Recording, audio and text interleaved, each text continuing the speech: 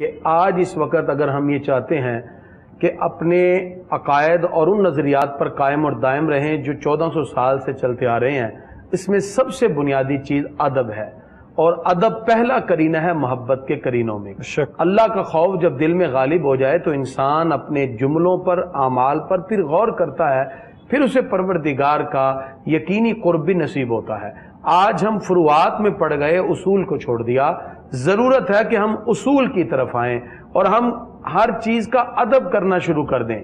جب ہمارے اندر ایک ادب کی کیفیت پیدا ہوگی تو پروردگار پھر پاکیزہ ہستیوں کے ادب کے صدقے ہمیں ایمان کی سلامتی بھی عطا فرمائے گا۔ ایمان بہت بڑی اللہ کی نعمت ہے، اس کی حفاظت کیجئے۔ بڑھتے ہوئے آج مختلف معاملات کے اندر فکری طور پر گمراہی کی یہ گھٹائیں جو ہر طرف چھا چکی ہیں، ہم سب کو اجماع امت پہ قائم رہنا ہے۔ اجماع امت سے کوئی بات ثابت نہ ہو تو جمہور کا موقف اپنائیں۔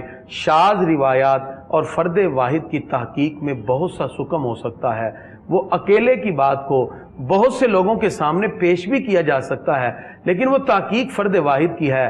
امت کا جو جمہور کا موقف ہوتا ہے اس کے بارے میں آقا علیہ الصلوۃ والسلام فرماتے ہیں، ید اللہ علی الجماع، اللہ کی رحمت بھی ہمیشہ جماعت پر ہوتی ہے۔